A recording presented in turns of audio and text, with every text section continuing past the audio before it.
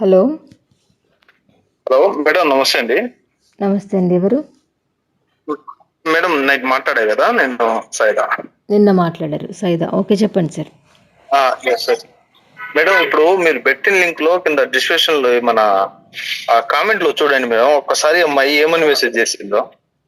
ఆ అమ్మాయి సార్. అమ్మాయి హ్మ్. ఏమని మెసేజ్ చేసిందో చూడండి. నేను జస్ట్ ఖాళీ మీ నెంబర్ అడిగినా, ఏమన్నారంటే డిస్క్రిప్షన్ లో నెంబర్ ఉంది, డిస్క్రిప్షన్ లో ఉంది నెంబర్ అని చెప్పుకొచ్చారు. అవును. తర్వాత ఒక 2 hours తర్వాత ఏమని మెసేజ్ పెట్టింది ఒక్కసారి చూడండి. చూసిన తర్వాత ఒక్కసారి మాట్లాడండి మేడం. నాకా? చూడండి. నాకు పెట్టిద్దా? నేను మీ ఇప్పుడు అమ్మాయితో మాట్లాడే లింక్ పెట్టింది కదా. నేను లింక్ పెట్టాను ఎవరికి? Okay okay. ఆడియో పెట్టాను. చెప్పు బ్రదర్. ఆడియో పెట్టారు కదా మేడం. అవును. పెట్టిన దానికి నేను మీ నెంబర్ కావాలని నేను పెడితే, సరే కింద ఉంటది చూడండి అని మీరు మళ్ళా కామెంట్ పెట్టారు. అవును. కామెంట్ లో అవును. దాని కింద చూడండి అమ్మాయి ఏమని మెసేజ్ చేసిందో. దాని కింద ఓకే. ఒక్కసారి చూడండి మేడం. కామెంట్ చూసిన తర్వాత నాకు ఒక్కసారి చెప్పండి. కామెంట్ చూడండి ఫస్ట్ అసలు ఒకసారి ఏమని పెట్టిందో. ఏదో తెలుసా నా గురించి నీకు తీసుకున్నది నీకేమైనా తెలుసా అనేది పెట్టినట్టుంది కదా, అదేనా? 2 hours బ్యాక్ ఇప్పుడు మళ్ళీ పెట్టింది చూడండి. ఒక్కసారి చూస్తే తెలుస్తుంది. ఓకే ఓకే, చూస్తాను. చూడండి ఎంత బ్యాడ్ గా ఉందో, ఒక్కసారి చూడండి. మళ్ళీ చేయమంటారా? లేదు ఉండండి, లైన్లో ఉండండి, చూస్తాను. ఏది సార్? దేని కింద సార్? ఓకే ఓకే ఓకే, చూశాను సార్. చూశాను బ్రదర్. చూసారా సిస్టర్? చూశాను. ఎలా ఉంది సిస్టర్ ఇది? ఇప్పుడు దీనికి ఏమని స్పందించాలి, ఏమనాలి? అది మీరు ఏం చేయాలో అది చేయండి సార్. నేను అనేది ఏంటంటే, లేదు సిస్టర్, ఇప్పుడు మీరు ఆమె కోసం న్యాయ పోరాటం చేస్తామన్నారు. ఆమె కోసం ఈ రకంగా మెసేజ్ పెట్టడం కరెక్టేనా? నేను ఖాళీ ఏం అడిగాను? మీ నెంబర్ అడిగాను. అవును. ఇప్పుడు ఆమెకు అవసరమా మేడం? ఇది ఎలా అసలు?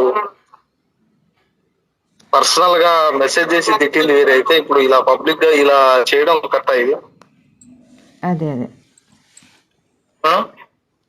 అది మీరు కనుక్కోపోయారు సార్. అది అక్కడికి వెళ్ళి పోలీస్ స్టేషన్కి వెళ్ళి మరి ఇలా ఎందుకు చేస్తుంది ఏంటి అని చెప్పేసి మీరు చేయకపోయారా? మీరు చేసింది మీరు చేయండి, నేను చేస్తాను కదా. నేను పూర్తిగా తెలుసుకున్నా మేడం. పూర్తిగా తెలుసుకొని దాని మీద పూర్తి డేటా మన దగ్గర ఉంది. ఆమె ఖాళీ ఇప్పుడు నెంబర్ నేను అడిగినందుకే ఇలా రెస్పాండ్ అయ్యింది. కామెంట్లలో ఇలా రెస్పాండ్ అయింది. అది ఇంకా నేను నేరుగా పోయి కలిసి నేరుగా పిటిషన్ ఇంకా ఎలా ఉంటుందో చెప్పండి. ఇంకా అదే ఇంకా అయినా సరే ఇంకా అమ్మాయిని మీరు, నేను అమ్మాయి గురించి రావట్లేదు సార్. అసలు ఏం జరుగుతుందని చెప్పేసి తెలుసుకోవడానికి వస్తాను. ఈ రకంగా కొజ్జా గిజ్జా అని మెసేజ్ పెట్టడం ఎంతవరకు కరెక్ట్? ఒక మహిళకు అది కరెక్ట్ కాదు. అసలు నేనేం చేసినా ఆమె నేనేమైనా చేసిందా? అది వాడింది. ఇప్పుడు మగాళ్ళందరూ ఇప్పుడు ఒక అదేది ఇప్పుడు మీరు అన్నారు కరెక్టే. మరి అక్కడ కవిత ఎవరు సార్ అని అమ్మాయి గురించి సంబోధిస్తూ పెట్టింది ఎవరు? మీకు సంబంధించిన ఆమె భార్య అనుకుంటా. కవిత ఆమె భార్య. ఎవరు భార్య? కానిస్టేబుల్ ఉండు కదా. అది అక్కడ తప్పు కదా. ఇప్పుడు నేను డబ్బులు తీసుకుంది మీరు చూసారా సార్? ఇప్పుడు ఆ అమ్మాయి చూసిందా? ఎవరు? ఇప్పుడు నేను ఆ అమ్మాయి తరపున మాట్లాడుతున్నానంటే మీకెంత ఇచ్చింది డబ్బులు, మీరు తీసుకొని మాట్లాడుతున్నారా అనేసి అంది కదా. నేను తీసుకున్నాను అసలు? నేను ఇంకోటి ఏంటంటే సిస్టర్, నేనేం చెప్తున్నా వాళ్ళ మిస్సెస్ అనుకుంటది కవిత అనే అమ్మాయి. ఇప్పుడు ఆమె కూడా ఒక లేడీగా అట్లా సంబోధించొద్దు కదా. ఇప్పుడు ఈమె తిడితేనే ఏం లేదు మేడం, 1-2 సార్లు డబ్బులు తీసుకుంటేనే ఏం లేదు. అలా తిడితే తప్పే వచ్చింది మేడం.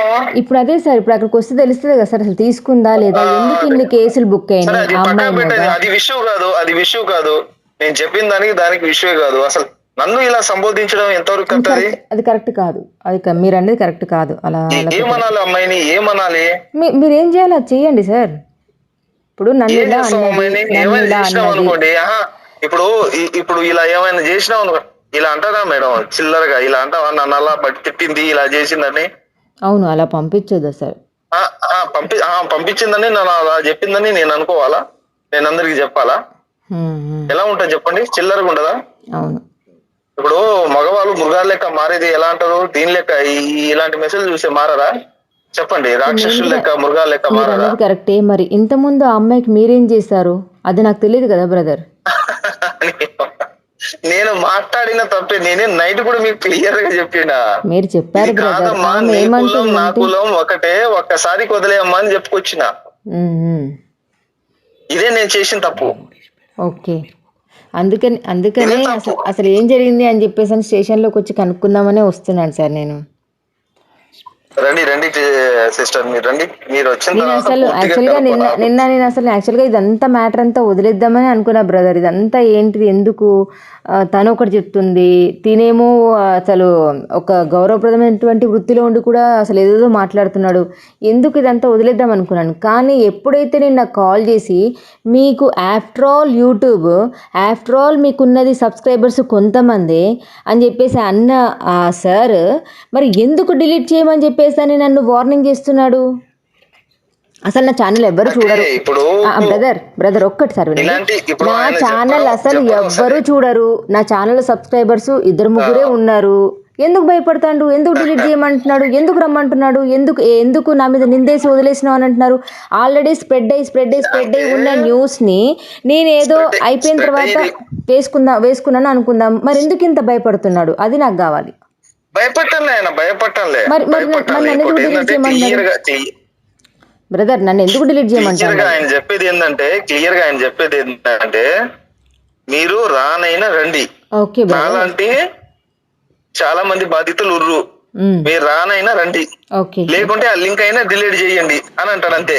నేను వస్తాను, కానీ లింక్ నేను వస్తాను, డెఫినెట్లీ వస్తాను, 100కి 200% వస్తాను బ్రదర్ నేను. కాకపోతే లింక్ డిలీట్ చేయమనే హక్కు తనకి ఎక్కడుంది? డిలీట్ చేయమని అదే నేను చెప్పేది కూడా అదే, ఆయన చెప్పేది కూడా అదే. మీరు రానైనా రండి, లేకుంటే నా లాంటి వాళ్ళు అంటే మీకు చెప్పలేదు. వేరే వాళ్ళ మెసేజ్ డిలీట్ చేసింది, ఇప్పుడు ఆ మెసేజ్ డిలీట్ చేయలేదు మీరు. ఎందుకంటే సరే అది వేరే పార్ట్ అనుకోండి. ఇప్పుడు ఆమె మెసేజ్ మీరు వేరే వాళ్ళ మెసేజ్ డిలీట్ చేసిరా? చేశాను. ఎందుకంటే ఆ అమ్మాయిని ఏది చేస్తాను నేను, అది కూడా చేస్తాను. చూడలేదు నేను, ఇప్పుడు మీరు చెప్పేదాకా నేను చూడలేదు యాక్చువల్గా బ్రదర్. మీరు చెప్పేదాకా నేను చూడలేదు. నేను అందుకని ఇంతసేపు వెయిట్ చేస్తాను, లేకపోతే నేను చూసానని చెప్పేదాన్ని కదా. అయితే ఇప్పుడు నేను కూడా చెప్పేది ఏంటంటే ఆయన బాధ కూడా ఏంటంటే అలాంటి వాళ్ళు చాలా మంది ఉన్నారు.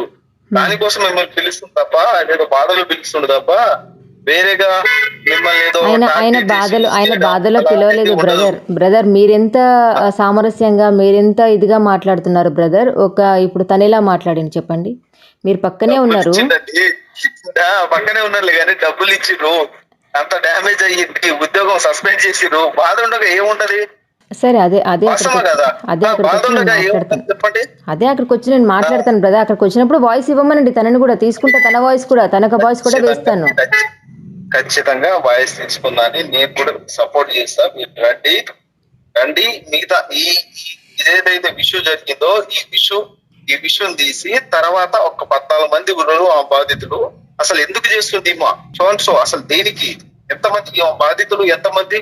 ఇప్పుడు మీరు లైన్ లో ఉంటే నేను ఒక ఎస్పీ కానిస్టేబుల్ ఫోన్ కలుగుతా, ఆ ఫోన్ లో అతను నేను చెప్పడం వినండి బ్రదర్. ఇవన్నీ ఫోన్స్ అవన్నీ నాకేం వద్దు, కానీ నేనే వస్తాను బ్రదర్. అక్కడికి వచ్చిన తర్వాతనే అక్కడ వాయిస్లు ఎవరెవరో స్థానికంగా ఉన్న సార్ వాళ్ళు ఎవరైతే ఉన్నారో వాళ్ళ దగ్గర వాయిస్ తీసుకుంటాను. ఇప్పుడు మీరు మాట్లాడిన బాధితులు అంటున్నారు కదా, ఎవరో మీ రిలేషన్, ఆ బ్రదర్ వాయిస్ తీసుకుంటాను, మీ వాయిస్ తీసుకుంటాను.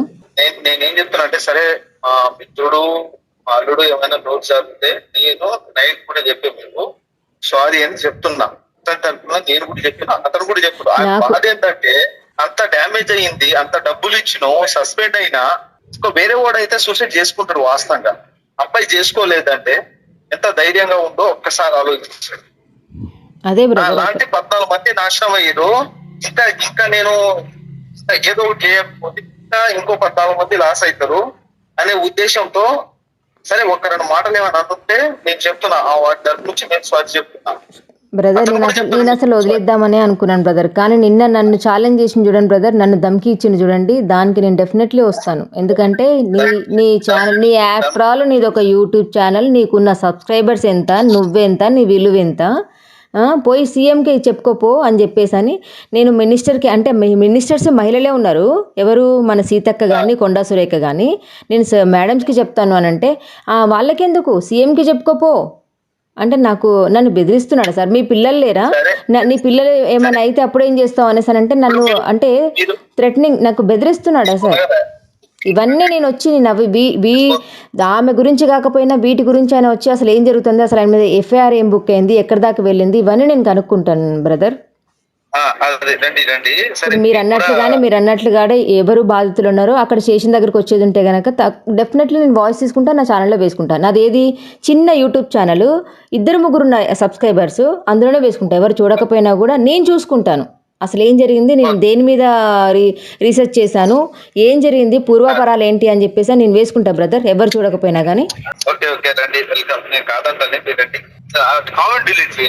చేస్తాను బ్రదర్. ఓకే, చేస్తాను.